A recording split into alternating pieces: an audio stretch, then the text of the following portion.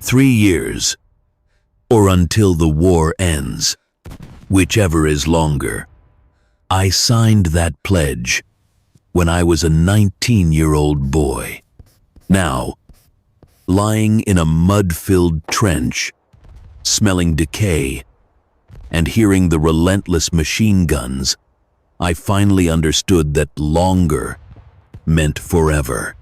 My name is Thomas "Tommy" Blackwood, and this is the story of how a shop clerk from Liverpool became a soul living in a hell of mud.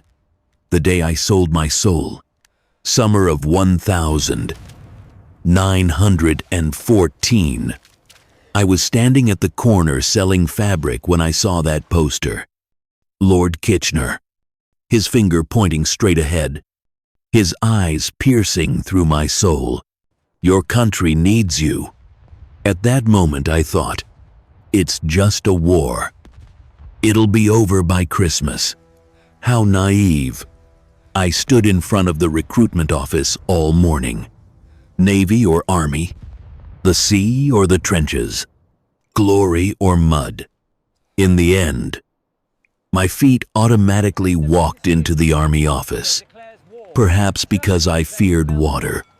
Looking back now, I should have feared mud more. 5 hours in line, sweat soaking through my shirt. Around me were young faces like mine, scared, but pretending to be brave. Then it was my turn. The officer pushed a paper toward me. You commit to serve 3 years or until the war ends, whichever is longer.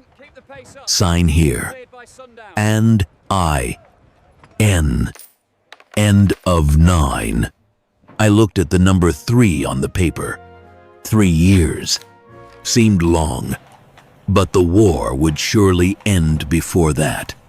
Surely. The pen scratched on paper. Thomas Blackwood. Those 2 words had just sold my life away. The physical examination was like a human market. Can your eyes see far? Can your ears hear clearly? Does your heart beat strong? Do your lungs have enough air? Are your teeth hard enough to bite canvas when in pain? Can your tongue give orders when panicked? I passed everything, not sure if I should be happy or sad. Welcome to the King's Regiment. Private Blackwood, turning me into a person who takes lives. They didn't train me to become a soldier. They trained me to become a machine. 5 a.m. Run. Run until you vomit. Run until your feet bleed. Not fast enough. The Germans will end you. Shoot. Shoot until your fingers callous. Shoot until the SMLE, Short Magazine Lee Enfield Mackay, becomes an extension of my arm. 10 rounds of 303 British. Reload. Shoot. Reload. Shoot. Faster than the German Mauser. That's your only advantage.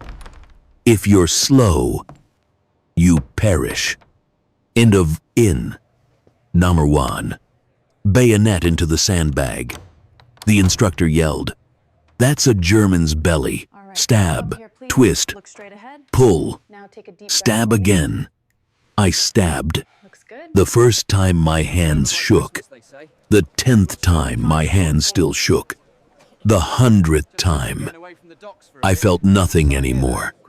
They succeeded. I was ready to take lives. The day I descended into hell, late 1916, I was ordered to the front line. The truck stopped. "Get out. We're here."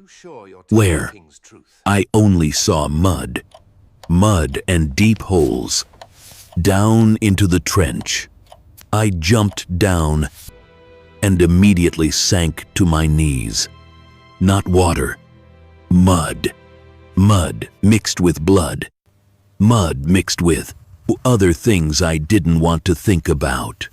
Then the smell hit. I vomited. Vomited until there was nothing left in my stomach.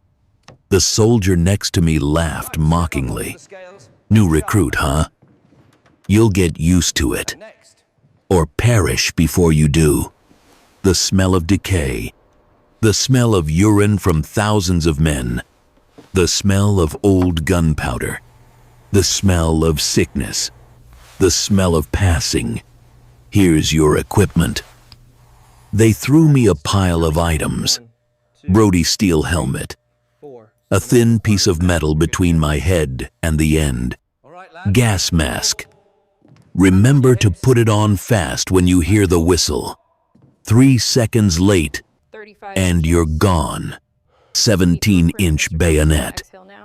For when the Germans storm the trench, stab their throat, not their chest. The chest will get caught on bone. Water bottle, mess tin, ammunition pouch, entrenching tool, canvas bag with wet clothes and heavy greatcoat. I put everything on, heavy as the underworld.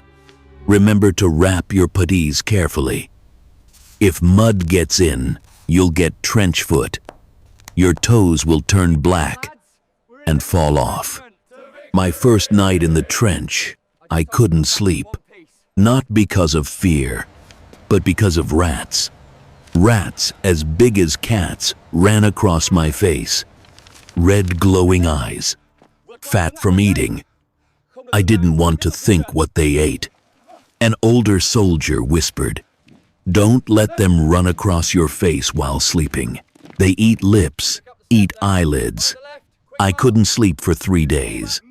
The structure of the underworld. The trench wasn't just one ditch. It was an entire world underground.